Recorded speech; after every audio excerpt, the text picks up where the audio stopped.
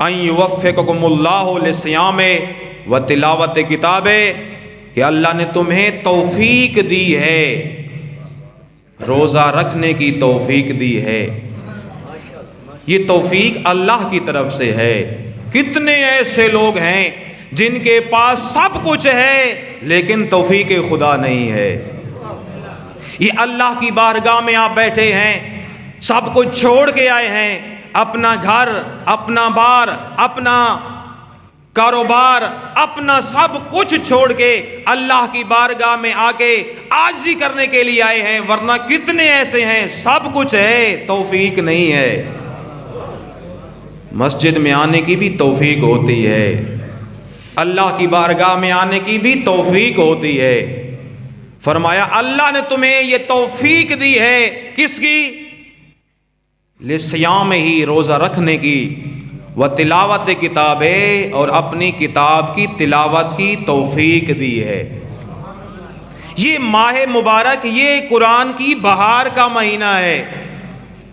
فرمایا ہر کسی کی بہار ہوتی ہے، ہر چیز کی بہار ہوتی ہے، قرآن کی بہار جو ہے یہ ماہ مبارک ہے۔ یہ ماہ مبارک بہار کا مہینہ ہے۔ کیا ہوگا اگر آپ ایک آیت پڑھیں گے؟ اللہ 10 لکھے گا۔ فرمایا یہ مہینہ اس طرح افضل ہے جس طرح سید الانبیاء باقی نبیوں پر افضل ہیں۔ پھر یہ جمعہ، میں کہہ سکتا ہوں پھر یہ جمعہ بھی ایسے افضل ہے جس طرح نبی باقی ساری امت سے افضل ہیں، سارے نبیوں سے افضل ہیں۔ یہ جمعہ بھی سارے جمعوں سے افضل ہے۔ اللہ نے قرآن کی تلاوت کی توفیق دی ہے۔ اب اپنے گرباں میں جھانکیں، کون کتنی تلاوت کرتا ہے؟ جو جتنی تلاوت کرتا ہے اللہ نے اس کو اتنی توفیق دی ہے۔ بلند تر صلوات۔ اگلے جملے بڑے سخت ہیں۔ رسول اعظم نے فرمایا ان الشقی من حرم غفران اللہ فی ھذا الشہر العظیم۔ فرمایا بدبخت ہے وہ بندہ جو اس مہینے کو پائے اور پھر گناہ نہ بخشوا سکے۔ شقی ترین بندہ وہ ہے۔ فإن الشقی، پس وہ شقی ہے، بدبخت ہے وہ بندہ، بد نصیب ہے وہ بندہ، من حرما، جو محروم ہو جائے غفران اللہ، اللہ کی مغفرت سے، اللہ کی بخشش سے محروم ہو جائے۔ فی ھذا الشہر العظیم، اس عظیم مہینے کے ہوتے ہوئے بھی بخشش سے محروم ہو جائے۔ کون سا مہینہ؟ جس میں سانس لینا تسبیح ہے، جس میں سو جانا عبادت ہے۔ ہاں اس مہینہ میں بھی اگر بخشش نہیں ہے، فرمایا سب سے بڑا بدبخت وہ ہے۔ رسول اعظم نے بھی فرمایا کہ بدبخت 3 ہیں، ان میں سے ایک یہ فرمایا جو والدین کے ہوتے ہوئے بخشش سے محروم ہو جائے۔ کون سے والدین؟ جن کا چہرہ دیکھنا حج و عمرہ کا ثواب ہے، اس کے باوجود انسان بخشش سے محروم ہو جائے۔ اور فرمایا جس نے ماہ مبارک کو پایا اور اپنے گناہ معاف نہ کروا سکا، سب سے بڑا بدبخت وہ ہے۔ اتنا رحمت والا مہینہ جس میں سانس لینا تسبیح ہو اور پھر بھی وہ بندہ بخشش سے محروم ہو جائے۔ فرمایا اذکروا بجوعکم وعطشکم، اس بھوک کو اور اس پیاس کو یاد کرو۔ کون سی؟ فیہ جوع یوم القیامت وعطشہ وجوعہ وتصدقوا۔ فرمایا اس بھوک کو یاد کرو جب بروز محشر تمہیں بھوکا پیاسا کھڑا کیا جائے گا۔ اس بھوک کو یاد کر کے اب پیاسے رہ جاؤ، اللہ تمہیں سیراب کرے گا۔ اس بھوک کو یاد رکھ کے اب بھوکے رہ جاؤ، اللہ تمہیں سیراب کرے گا، جو قیامت والی بھوک ہے۔ وَتَصَدَّقُوا عَلَىٰ فُقَرَائِكُمْ وَمَسَاكِنِكُمْ، فرمایا تم اپنے فقراء اور مسکینوں کو صدقہ کرو۔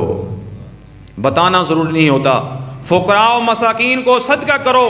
وَوَقِّرُوا، اور بزرگوں کا احترام کیا کرو اور چھوٹوں پر شفقت کیا کرو. بلندر صلوات.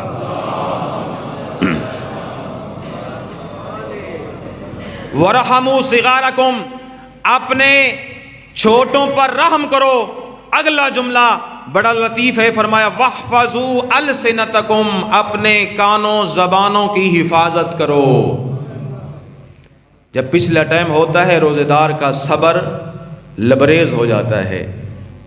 اپنے کانوں کو ان چیزوں سے بچاؤ جو اللہ کو ناپسند ہیں. اپنے کانوں کو وہ چیز دو جو اللہ کو پسند ہے. موبائل آپ کے ہاتھ میں ہے، اب وہ چیز سنو جو اللہ کو پسند ہے. اب وہ چیز دیکھو جو اللہ کو پسند ہے. اگر تم نے وہ چیز دیکھی جو اللہ کو ناپسند ہوئی، تمہارا روزہ کیسا؟ تم نے وہ چیز سنی جو اللہ کو ناپسند ہے، تمہارا روزہ کیسا؟ روزہ صرف بھوک اور پیاس کا نام نہیں ہے. فرمایا صرف بھوک اور پیاس کا نام روزہ نہیں، بلکہ تمہارے جسم کو روزہ ہونا چاہیے. تمہارے کانوں کو روزہ ہونا چاہیے، تمہاری آنکھ کو روزہ ہونا چاہیے، تمہارے ہاتھ کا روزہ ہونا چاہیے، تمہارے پاؤں کا روزہ ہونا چاہیے، تمہارے سارے اعضاء کا روزہ ہونا چاہیے. جس طرح اللہ کے کہنے پہ حلال کھاتے نہیں ہو، اللہ کے کہنے پہ تم حلال پیتے نہیں ہو، اسی طرح تم وہ چیز بھی کان کو نہ سنواؤ جو اللہ ناپسند کرتا ہے. وَاحْفَظُوا أَلْسِنَتَكُمْ، اپنی زبان کو، اپنے کانوں کو کنٹرول میں رکھو. وَغَضُّوا عَمَّا لَا يَحِلُّ النَّظَرَ إِلَىٰ أَبْصَارِكُمْ، اپنی آنکھوں کو حرام کاموں سے بچاؤ. وَأَمَّا لَا يَحِلَّ اسْتِمَاعُ إِلَيْهِ إِسْمَاعُكُمْ، فرمایا اپنے کانوں کو حرام چیزوں سے بچاؤ.